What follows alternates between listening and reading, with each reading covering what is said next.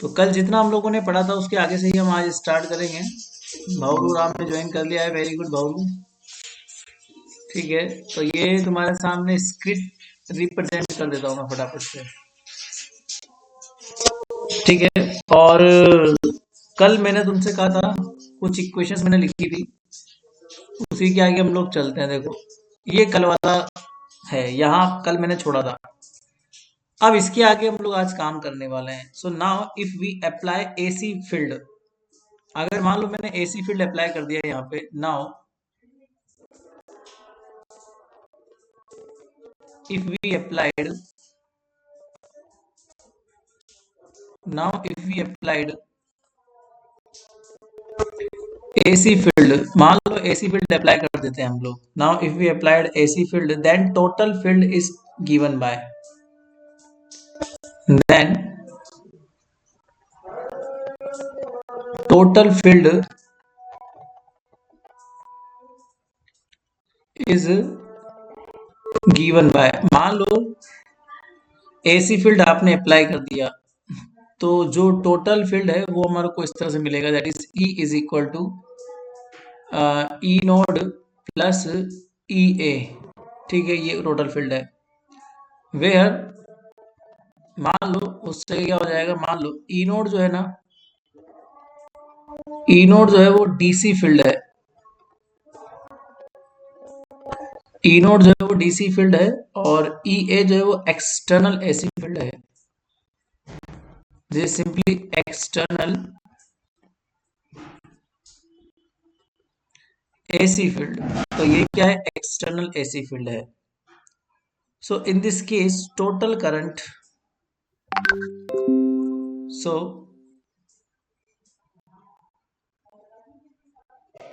in this case total current, in this case total current becomes, मान लो उस जगह total current क्या हो जाएगा मेरे पास, I A is equal to I node plus I A.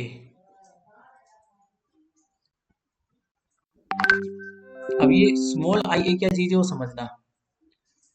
I node तो डीसी फील्ड है, आई ए मतलब टोटल करंट है, और जो ये आई नोड है ये डीसी करंट है। इसी के साथ ये जो आई ए है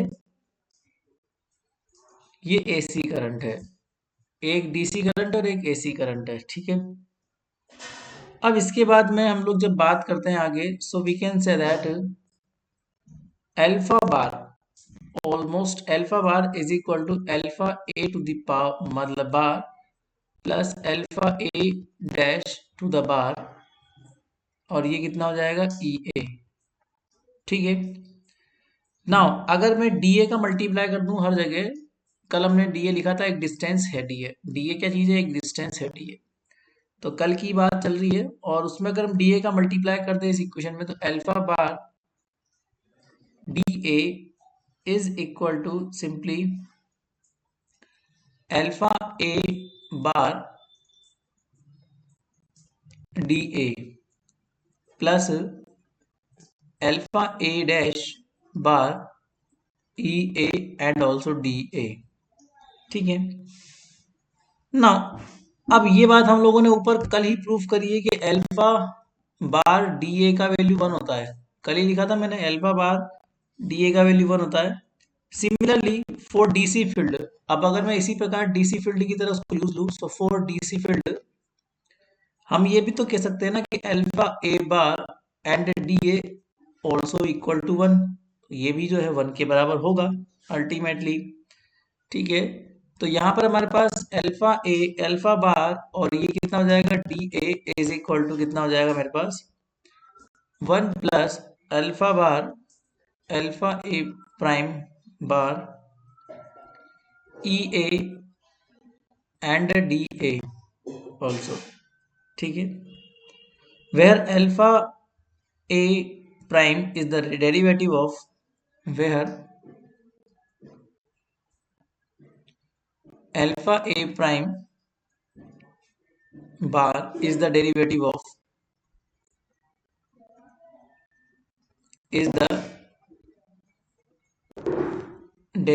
of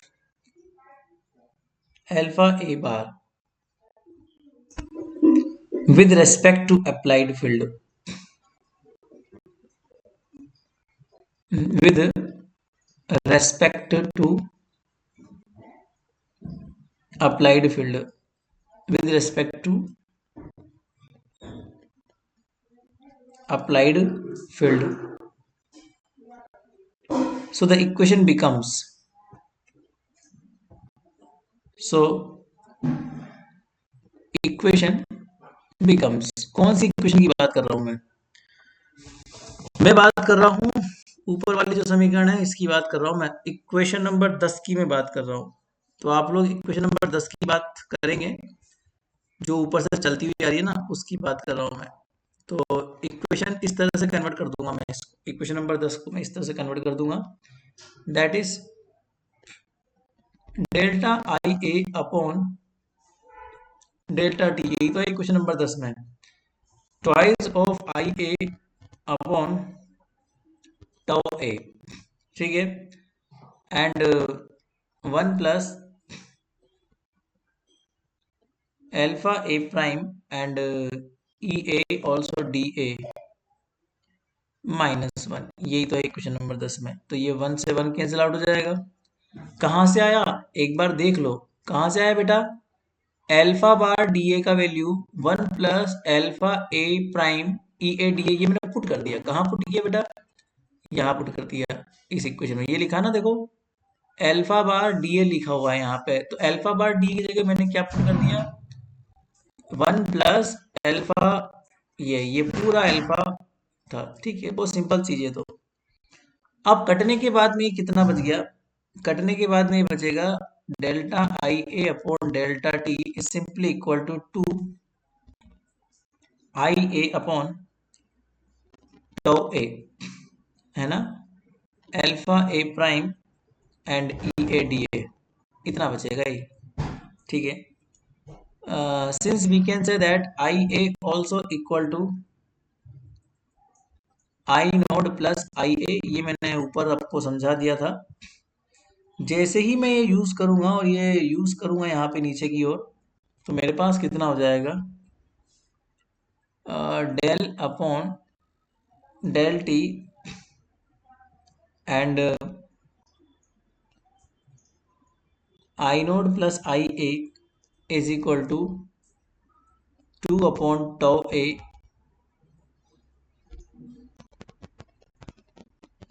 I node plus I A alpha A prime E A and D A, ठीक है। या फिर इसको थोड़ा और आगे बढ़ाइए, तो del upon del T I node plus I A is simply equal to 2 upon tau A, 2 upon tau A I naught alpha A prime E A D A plus 2 upon tau A I A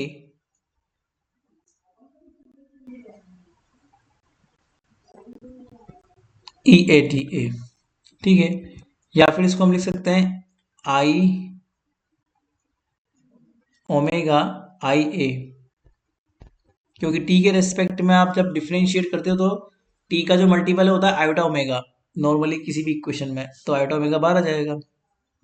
I note वैसे भी constant है, तो ये तो differentiate होगा भी नहीं, केवल आई ए डिफरेंशिएट होगा, और आई ए के अंदर होता है, देखो मैं आपको दे दूं, आई ए नॉर्मली एसी इलेक्ट्रिक फील्ड होता है जो इस तरह की फॉर्म कंटेन करता है, के एक्स प्लस ओमेगा टी से कुछ आता है। तो टी का मल्टीपल ओमेगा आयोटा ओमेगा होता है, वो आगे आ जाएगा, बाकी वैसा का वैसा बचा देगा। इधर कोई दिक्कत है ही नहीं, इधर 2 अपॉन टो ए है, तो वो दिक्कत है ही नहीं, आई नोड है ही सही, अल्फा ए प्राइम है ही सही, ई ए डी ए है ही सही, 2 टो ए है ही सही। होल्ड करना है एक बार।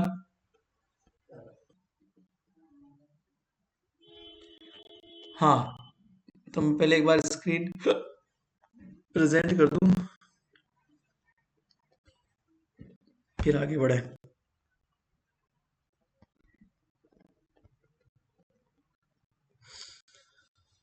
हाँ, चलो, तो यहाँ तक आ गए थे अपन। आयोटा ओमेगा, ये मैंने आपको समझा ही दिया था क्यों आता है ये, +2 और ये था I A and alpha A prime bar and E A D A also. ठीक है, so if AC current and field is small, if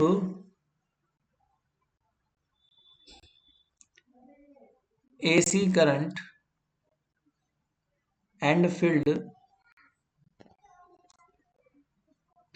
is small, then second term is neglected. Then second term is neglected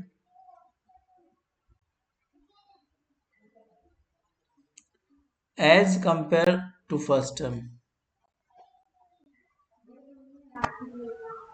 As compared to first term. ठीक है, इसका मतलब approximately अगर देखा जाए तो फर्स्ट टर्म ही आपकी बचेगी, सेकंड टर्म खत्म हो जाएगी। तो 2 iota tau A alpha A bar and E A D A, तो मैंने सेकंड टर्म को खत्म कर दिया, ये अप्रोक्सीमेटली इतनी बचेगी। तो यहां से तुम निकालोगे तो आई ए जो बचेगा आपका, वो आई ए निकल जाएगा 2 I0 upon iota omega tau A alpha A prime and E A D A also. Equation number 11, 10 तक तो हम लोग कल आ चुके थे। So this is the avalanche current. A मतलब होता है एवलांच, जितना करंट आपका फ्लो रहा है वो एवलांच करंट है। ई ए मतलब एवलांच इलेक्ट्रिक फील्ड है, कि एवलांच जनरेट करने के लिए आपने कितना इलेक्ट्रिक फील्ड लगाया है वो ई है। डी ए मतलब एवलांच डिस्टेंस, किस डिस्टेंस पर एवलांच हो रहा है, वो एवलांच डिस्टेंस डी ए कहलाती है। Now this is avalanche current, this is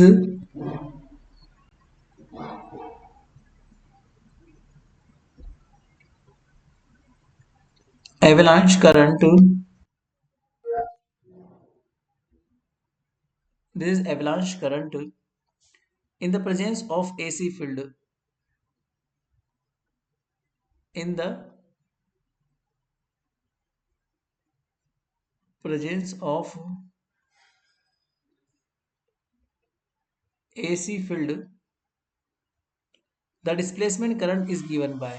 अब इसके आगे आप लोग डिस्प्लेसमेंट करंट ले सकते हो, the displacement current, the displacement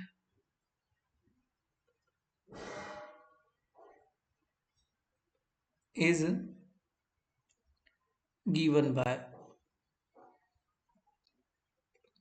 तो डिस्प्लेसमेंट कितना हो जाएगा मेरे पास, आई डी ए, आई मतलब करंट, डी मतलब डिस्प्लेसमेंट, ए मतलब avalanche, is equal to iota omega and epsilon A avalanche electric field. ये ध्यान रख लेना आप लोग, है ना।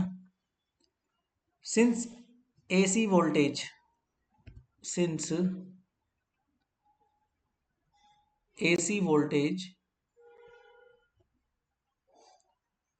We A is equal to कितना हो जाएगा, ई ए डी ए। ठीक है, तो यहां से निकल जाएगा, so we can say that I D A is equal to iota omega epsilon A and V A upon D A. Voltage upon distance को ही तो हम लोग बोलते हैं इलेक्ट्रिक फील्ड। ये इक्वेशन नंबर हो गई हमारे पास 13, क्वेश्चन नंबर 13। ठीक है। So total current, so we can say that total current I is equal to IA plus IDC. So add the value from equation 11 and 13. So put the value from put the value from 11 and 13. तो आई ए का value तो आप लोग जो है 11 से put कर दो, ये ऊपर 11, 2 I naught upon iota omega tau A alpha A dash E A D A, यहाँ से पुट कर दो। तो आई ए का वैल्यू तो कितना आ जाएगा मेरे पास, 2 I naught upon iota omega tau A alpha A prime and V, V मतलब potential.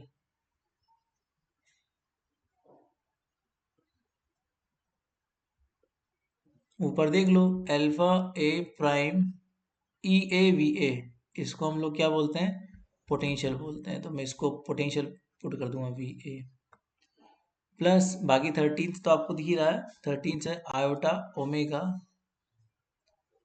Epsilon A upon D A and again potential. So now we can say that I is equal to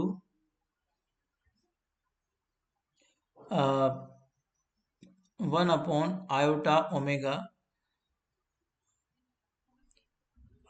L A, ठीक है, L A plus iota omega C A.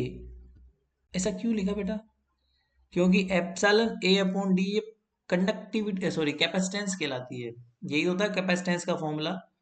ठीक है, और ये V A बाहर निकाल दो, तो वी ए तो बाहर निकाल दो, और बाकी ये जितना भी है ना ये एल ए कहलाता है, इस पूरे को एल ए बोलते हैं, लेंथ। ठीक है, यहाँ लिख देना चाहो तो वेयर एवलांच लेंथ, मतलब कितने लेंथ का एवलांच जनरेट किया आप लोगों ने, वो एल ए कहलाता है, is equal to tau A upon 2 I node alpha A prime and C, ये तो कैपेसिटेंस है जो आप लोग पढ़ते आए हो बचपन से, एप्सिलॉन ए अपॉन डी ए, ये कैपेसिटेंस कहलाती है। अब इसके बाद में जो एल ए है वो हो जाएगा मेरे पास अल्टीमेटली, एल ए को आप ये भी लिख सकते हो बेटा, D A upon 2 I node alpha A prime and V D, ये भी लिख सकते हैं हम लोग। टो ए एक टाइम कहलाता है, तो टाइम बराबर क्या होता है, length upon velocity, that's called the time. तो मैंने इस टो ए मतलब इस टाइम की जगह क्या लिख दिया, D A length upon velocity. तो ये एक तरह का इस तरह का स्ट्रक्चर बन चुका है। उसमें एल मतलब होती है लगभग, लेंथ तो नहीं होगी सॉरी, कंडक्टेंस कहलाती है, I am sorry, L A is not the length, L A is the dimension containing the conductance, ये कंडक्टेंस की डायमेंशन कहलाती है बेटा। तो आप लोगों ने देखा होगा कि 1 upon omega L plus iota omega C, ये इम्पीडेंस कहलाता है, दैट्स कॉल्ड सिंपल इम्पीडेंस। तो अगर मैं इसको ऐसे देखूं इम्पीडेंस की तरह, तो ये इस तरह से भी आपको देगा, ये तो तुम्हारा कंडक्टेंस हो गया, ये तुम्हारा कंडक्टेंस हो गया, और ये तुम्हारा कैपेसिटेंस हो गया। This is the L A, that is the conductance, avalanche conductance, and ये सी ए एवलांच कैपेसिटेंस। तो ये ऐसा हो गया तुम्हारे पास। ठीक है, और ये पूरा इम्पीडेंस की तरह बिहेव कर रहा है। So avalanche region like a parallel, तो ये इस तरह का स्ट्रक्चर बन गया। सो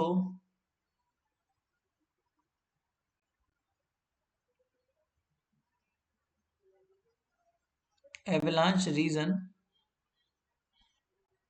like a parallel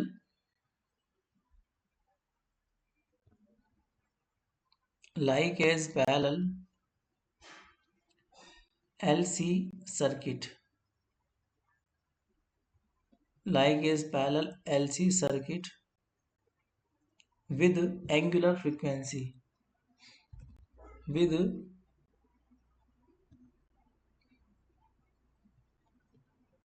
angular frequency. अब एलसी सर्किट की फ्रीक्वेंसी आप सब जानते हो, under root L A and C A.